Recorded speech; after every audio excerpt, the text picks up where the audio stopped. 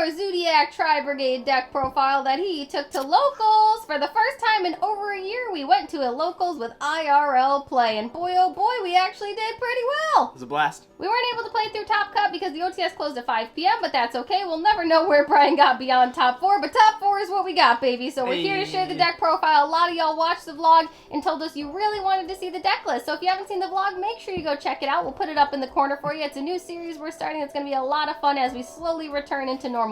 And if you like the deck profiles that you see in the videos, let us know and we'll snag them for you. And this is the first of many. So let's talk about this deck, shall we? So this is ZOODIAC Tri-Brigade. This is the deck that I've been on for probably a month now, 3 weeks to a month. I've been testing a ton of different decks. I think the format is super open. I know that like Dragon Link is obviously the best deck, but there's just so much room to play a bunch of different decks. So I guess like a little disclosure beforehand, this is not the OCG list that everyone is piloting. This is not the TCG list that everyone is piloting. This is a very different build. So just kind of keep that in mind as we go throughout. I know it's not the trap build. I know that there is a ton of ways to play the trap build, and I do think come Lightning Overdrive, we definitely reevaluate this deck, but this I kind of built specifically for like anti-combo to play against a bunch of different meta decks, rogue decks. It kind of just has like an answer to everything. So I think this deck is super cool and I love the build, and I definitely think there is some tweaking it in the future. It feels a little weird, but I mean, do you have any shout outs, I guess? Yeah, for sure. So first and foremost, this Imperium Deck Box. So Imperium sent us this just a couple days ago.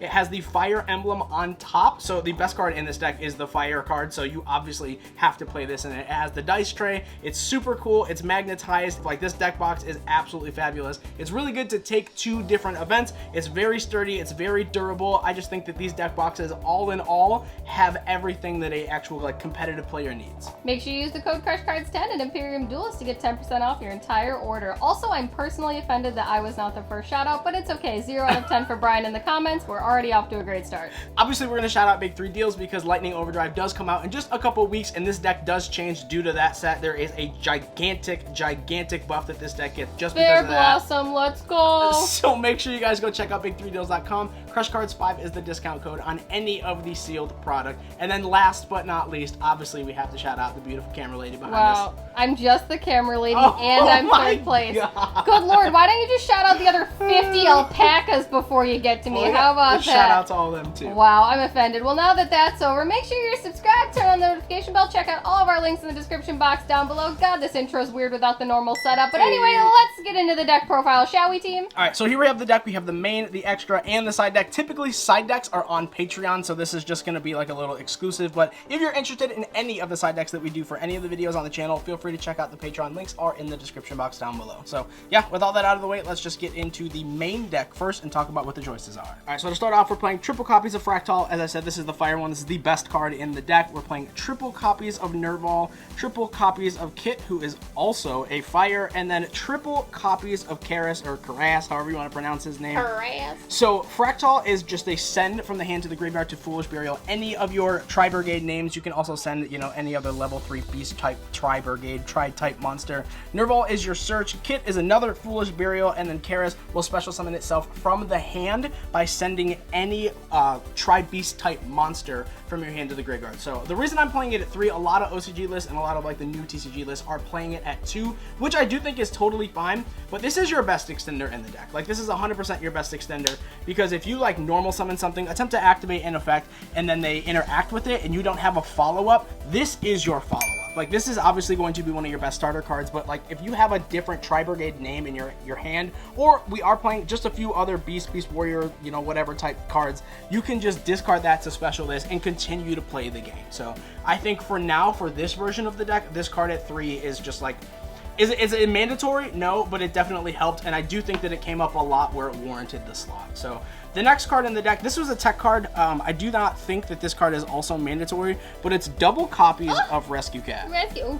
I'm sorry, those duelists? They are, and this one is your friend. Oh, we got them Dusa and them Dark Dusa. But the best part about Rescue Cat is that you can just tribute it off the field, so it's off the field when it would actually go to like attempt to resolve, and then you can special summon out your Kit and your Karas, getting you like a free link to just off of the normal summon. And then obviously we are playing some hand traps that we'll get into, and because, you know, Cat tributes for cost, you can gamma when they ask you. So it's just, I feel like that interaction actually came up a lot. I was only playing it at 2 because it's not your main starter card, but but if you open it and you're like, this deck is very hand dependent, which is why I like this deck. It kind of forces you to think and play around certain things, and just, you know, whatever your opponent is playing, it forces you to think and just, you know, make the best decisions with what your hand gives you. And this just gives you that option to have more plays. So is it mandatory? No, I do think it's definitely one of the cuttable cards. Did it come up? Yes. Was it necessary? Not really, but when I had it and it resolved, it was just like, it won me the game. So we are playing ZOODIAC. I've never played a Zoo deck in my life, so shout out to all the Zoo players from back in the day. I have no idea what the Zoo combo was. Back in the old days, we knew Yu-Gi-Oh. I learned the Zoo combo,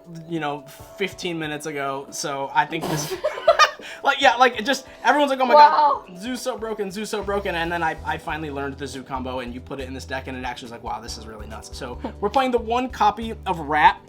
This card's busted. This card is insane. Like, how this card was ever at 3, I'll never know. She's like, cute, I'll never know. Ew. And then we're playing the one Ram, the one Whiptail, and I am playing the Thoroughblade. You do not need to play the Thoroughblade 100%. This card is definitely cuttable. I wanted to update this, but I also didn't want to give you guys like a fake list and tell you, you know, this is what I would have played, but I definitely think this card can come out. The only reason I was playing 4 names is because this deck really can go second a ton of the times. We're playing a bunch of going second cards. So you just, like, when you lose the die roll against something like Dragon Link or Dinosaurs, or, you know, just like, there's a bunch of different combo decks out there, Prank Kids, that just, they set up these boards that interact a ton. You just want to be able to have some cards that allow you to go second. So playing 4 Zoo names plus the Tenkis, obviously, it just allows you to make Zeus and clear the board. So, like, just, it's free. It really is just free. So this is just a higher percentage on seeing a Zoo name. So I did decide to play the 4. The effect literally never came up, but yo, Rat, Rat is insane. Rat is such a good card. OP, squeak, squeak.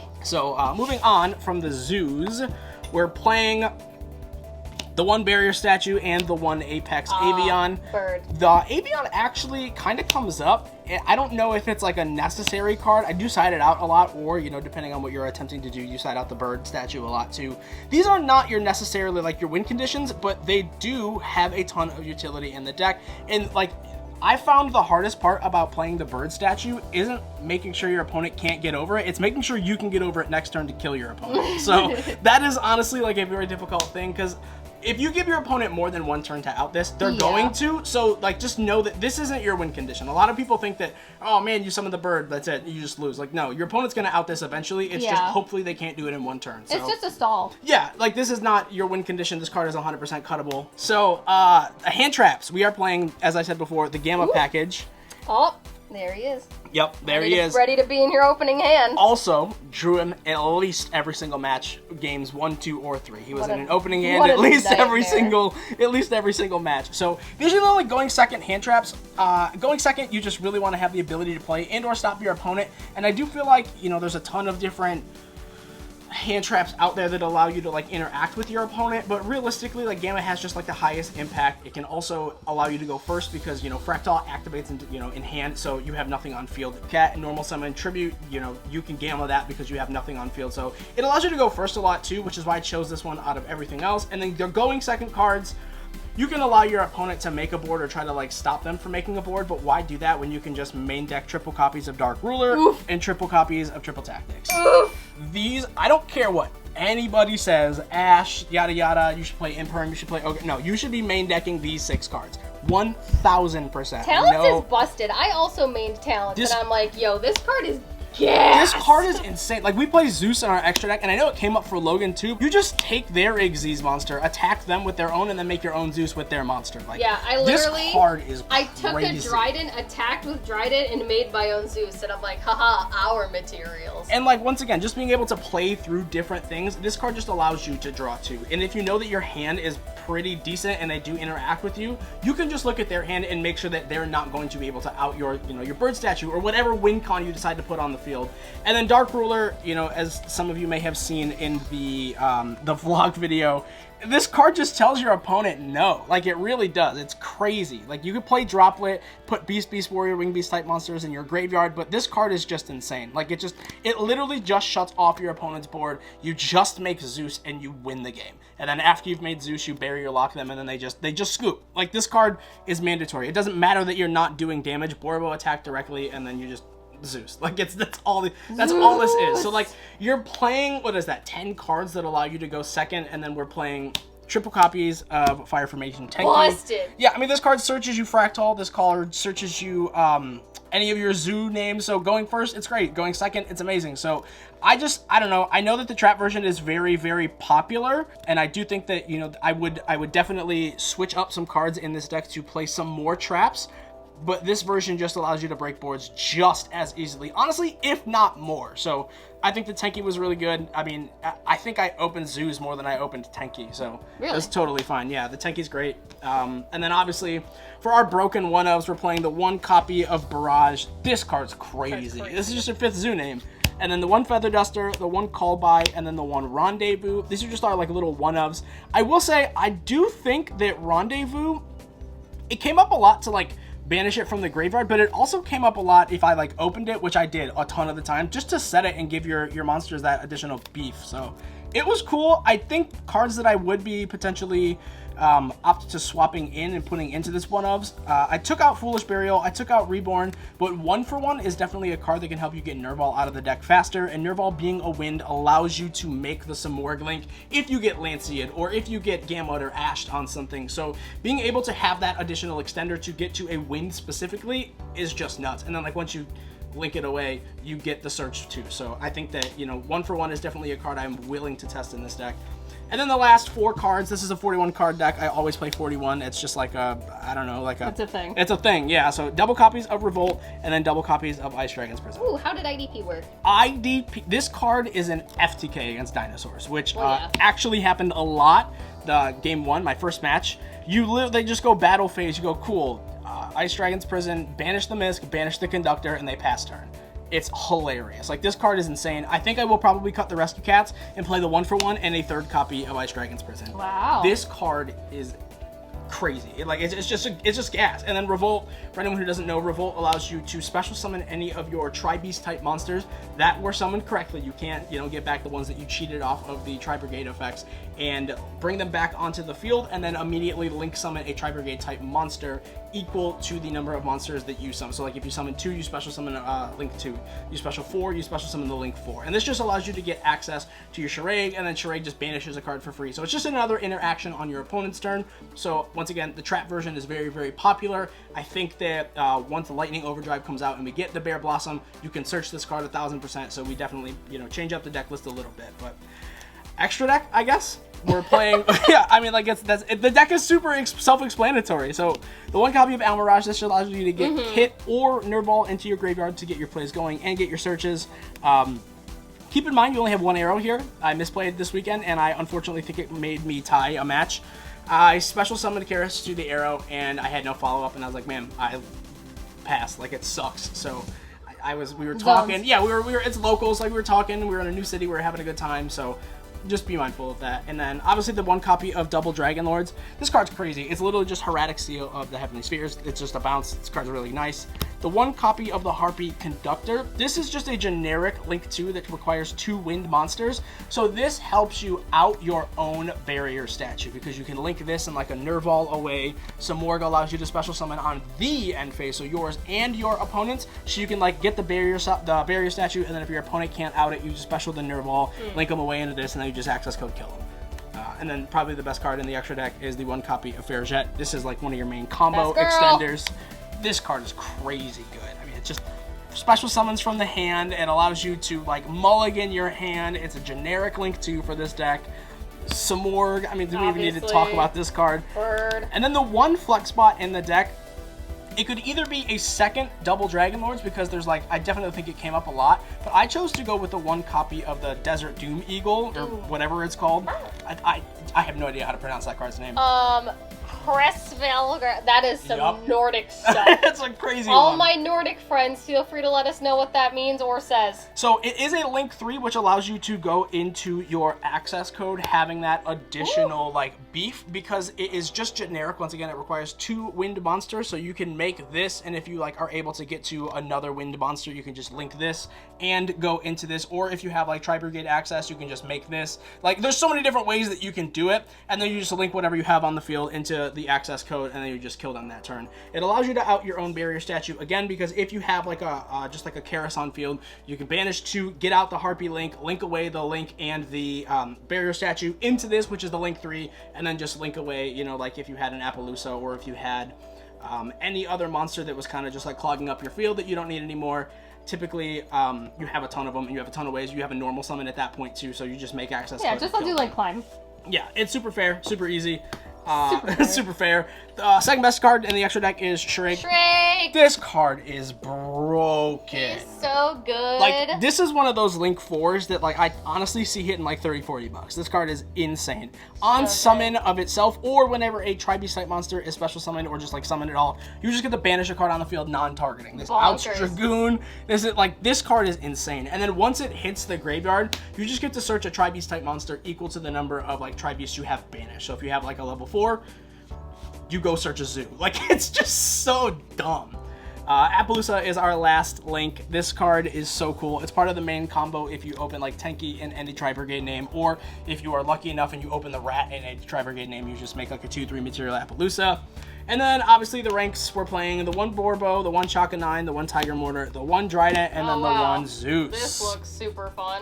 Yeah, I mean this is just super easy to make. I mean, like the combo, these just allow you to fill up your graveyard with Tri-Beast type names, or specifically Beast Warriors, which allows you to get into that Appaloosa, which allows you to get into the Charade, which allows you to search a zoo for follow-up, or just, you know, there's so many different things. If you are interested in the combo, feel free. We'll probably put it up on Patreon in the next couple hours, or just in the next couple days or so, depending on what we got going on, because we're kind of busy this week. But yeah, that's the extra deck. It's super tight. There's one flex spot.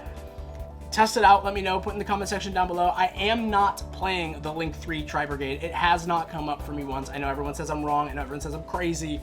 I know everyone says it's part of the combo, but like I literally, maybe I just don't know the combo, or it's just, it literally has never come up. I mean, you're doing pretty okay without it. Yeah, so I will say, we did say before, I went undefeated in top 4, so I had 2 draws, one of which was in time to Mystic Mine, because my Dino opponent had, I think it was 2 or 3 copies of Mystic Mine main deck, outed one, and then he had the other one. He was able to poke for, I think it was like 300 damage or something, and then that was game 2. Mystic Mine stall is my fault. I probably should have just scooped and gone to the next game, but when I heard that there was 5 minutes left anyways, I was like, all right, I have the out in my deck, I just have to see it, and I never saw it, so it is what it is. And then my second tie was the Virtual World, and that was my game 1 mistake when I just did the little charade thing, or not charade, the Karis thing where I summoned it and I had to pass my turn.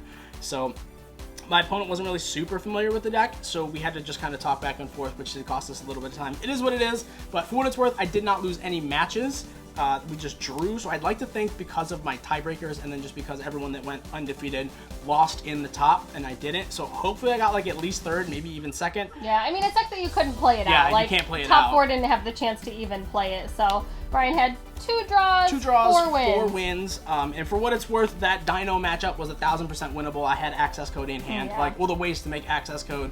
And then the Virtual World player, I Lancey him twice. He had 1 card in hand, and I had like 5 cards on field. So was there able to put damage next turn? 1000%, but time is time. But that's time rules. Thanks, Konami, for that one. Feel free to change it. Side deck, the best card of the day, hands down, like the absolute best card of the day was Droll and Rock'em Sock'em. This card is just an FTK against every deck that searches. Like Alistair, Droll. Or like it's just Terraforming, Droll. Meltdown, Droll. Like this card is just disgusting. It's so freaking unfair. It is very good. It is very good. I played Drytron. Drytron, it was like God, what it was like a weird mashup. Like a Necros. It was like Necros, Drytron. He was able to play like the Abyss Dweller stuff. He was also going into the Vendread stuff. That's what it is, the Ritual Vendread stuff.